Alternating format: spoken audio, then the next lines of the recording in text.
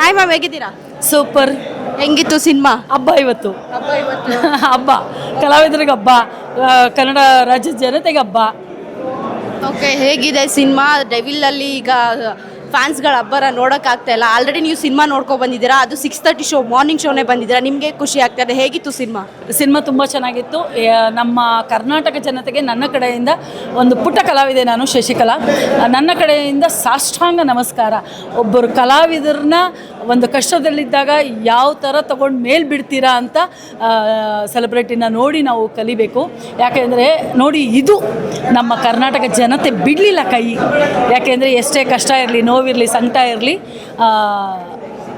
ಮನೆಯವರು ವಿಜಯಲಕ್ಷ್ಮಿ ಮೇಡಮು ಒಂದೊಂದು ಸೀನು ಸಿಕ್ಕಾಪಟ್ಟೆ ಎಂಜಾಯ್ ಮಾಡಿದ್ರು ಮೇಡಮ್. ನಗ್ತಿದ್ರು, ಕ್ಲಾಪ್ಸ್ ಆಗ್ತಾಯಿದ್ರು. ಅವರು ನೋವು, ಅವ್ರ ಸಂಕಟ, ಅವ್ರ ದುಃಖ ಎಲ್ಲ ಈ ಪರದೆ ಮೇಲೆ ಅವ್ರ ಗಂಡನ್ನು ನೋಡಿ ಆ ನೋವು ಮರ್ತರು ಅಂತ ಒಂದು ಕ್ಷಣ ಅನ್ನಿಸ್ತು ನನಗೆ. ಓಕೆ ಮೇಡಮ್, ನಾನು ನೋಡ್ತಾ ಇದ್ದೆ, ನೀವು ಸಿನಿಮಾ ನೋಡ್ಬೇಕಾದ್ರೆ ಸಿಕ್ಕಾಪಟ್ಟೆ ಎಂಜಾಯ್ ಮಾಡ್ತಾ ಇದ್ರಿ. ವಿಜಯಲಕ್ಷ್ಮಿ ಮೇಡಮ್ ಇದಕ್ಕೆ ಸಪೋರ್ಟ್ ಮಾಡಿದ್ರು. ನಿಮ್ಗೆ ಎಷ್ಟು ಖುಷಿ ಆಯಿತು ಅನ್ನೋದು? ನಾನೊಬ್ಳು ಕಲಾವಿದೆಯಾಗಿ, ನಾನೊಬ್ಳು ಅಭಿಮಾನಿಯಾಗಿ ತುಂಬ ಖುಷಿ. ಬಟ್ ನನಗೆ ಅವತ್ತಿಂದನೂ ಅವರು ಒಳಗಿದ್ದಾರೆ, ಅವ್ರು ಆಚೆ ಎತ್ತಿದ್ರೆ ನಮ್ಮ ಅವಶ್ಯಕತೆ ಇರಲಿಲ್ಲ. ಅವ್ರು ಇವತ್ತು ಅಲ್ಲಿರೋದ್ರಿಂದ ನಾವೆಲ್ಲರೂ ಸೇರಿ ಸಿನಿಮಾನ ಉಳಿಸ್ಬೇಕು. ಮತ್ತು ಅನ್ನದಾತರನ್ನ ನಾವು ಉಳಿಸ್ಕೊಂಡ್ರೆ ಇನ್ನೊಂದು ಅದು ಸಿನಿಮಾ ಮಾಡ್ತಾರೆ ಅವರು. ಯಾಕೆಂದರೆ ಪ್ರತಿಯೊಂದು ಸೀನು ಕಾಣಿಸ್ತಾ ಇದೆ. ಡೈರೆಕ್ಟ್ರಿಗೆ ತುಂಬ ಹೃದಯದ ಧನ್ಯವಾದಗಳು, ಪ್ರೊಡ್ಯೂಸರ್ಗೂ ಅಷ್ಟೇ. ಇಡೀ 21 ಸಂಘ ಏನಿದೆ ನಮ್ಮ ಒಕ್ಕೂಟದಲ್ಲಿ, ಪ್ರತಿಯೊಬ್ಬರು ಕಷ್ಟಪಟ್ಟಿದ್ದಾರೆ ಈ ಸಿನಿಮಾಗೆ. ಒಕ್ಕೂಟ ಅಂದರೆ ಒಂದು ಮನೆ ಇದ್ದಾಗೆ. ಆ ಮನೆಯಲ್ಲಿ ಪ್ರತಿಯೊಬ್ಬರು ಇರ್ತಾರೆ, ಪ್ರೊಡಕ್ಷನಿಂದ ಹಿಡಿದು ಕಸ ಗುಡಿಸೋರಿಂದ ಹಿಡಿದು ಪ್ರತಿಯೊಬ್ಬರು ಅಲ್ಲಿರ್ತಾರೆ. ಅವರು ಎಲ್ರಿಗೂ ನನ್ನ ಕಡೆಯಿಂದ ಧನ್ಯವಾದಗಳು. ಮೇಡಮ್, ದರ್ಶನ್ ಸರ್ ಇಲ್ಲ ಅನ್ನೋ ಬೇಜಾರನ್ನೇ ಇಲ್ಲ. ಫ್ಯಾನ್ಸ್ ಆ ರೇಂಜ್ಗಳಲ್ಲಿ ಸೆಲೆಬ್ರೇಷನ್ ಮಾಡ್ತಾ ಇದ್ದಾರೆ.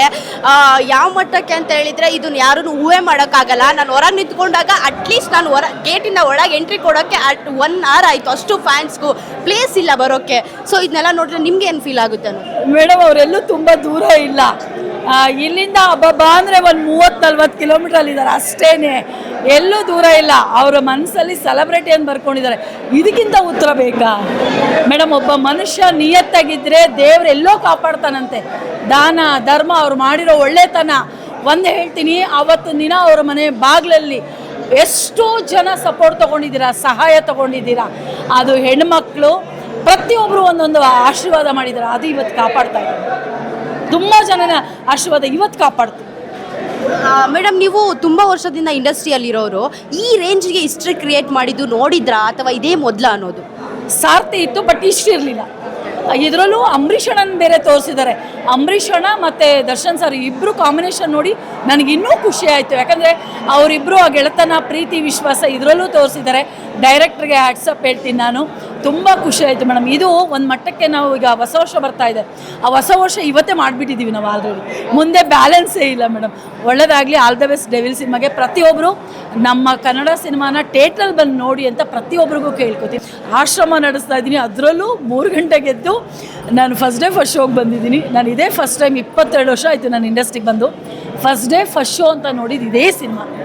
ನನ್ನ ಸಿನಿಮಾನೂ ಯಾವುದೂ ನೋಡಿಲ್ಲ. ನಾನು 600 ಸಿನಿಮಾ ಮಾಡಿದ್ದೀನಿ. 600 ಸಿನಿಮಾದಲ್ಲೂ ನಾನು ಯಾವ ಸಿನಿಮಾನೂ ನೋಡಿಲ್ಲ. ಇದೇ ನನಗೊಂದು ಕ್ರೇಜ್ ಅಂದರೆ ಅವ್ರು ಅಲ್ಲಿದ್ದಾರೆ, ನಾವು ಬೆಳೆಸಬೇಕು. ಯಾಕಂದರೆ ಅವ್ರು ಆಚೆ ಬಂದ ಮೇಲೆ ಒಂದು ಮಾತು ಹೇಳ್ತೀನಿ ತಿಳ್ಕೊಳ್ಳಿ, ಅವರು ಹೊರಗಡೆ ಬಂದ ಮೇಲೆ ನನ್ನಂಥ ಕುಟುಂಬ ಎಷ್ಟೋ ಕುಟುಂಬಗಳ ಜೀವನ ಮಾಡುತ್ತೆ. ಇದನ್ನು ಮರಿಬೇಡಿ ಯಾರು. ಯಾಕೆ ಅಂದರೆ ಅವ್ರು ಹೊರಗಡೆ ಬಂದ ಮೇಲೆ ನನ್ನಂಥ ಕುಟುಂಬ, ನನ್ನಂಥ ಹೆಣ್ಮಕ್ಳು, ನಮ್ಮಂಥ ಕಲಾವಿದರು, ನಮ್ಮಂಥ ಟೆಕ್ನಿಷಿಯನ್ ಪ್ರತಿಯೊಬ್ಬರು ಜೀವನ ಮಾಡ್ತೀವಿ. ದಯವಿಟ್ಟು ಅದನ್ನು ಮರಿಬೇಡಿ. ಅನ್ನ ತಿಂದಿದ್ದೀರಾ, ಯಾರೂ ಮರಿಬೇಡಿ.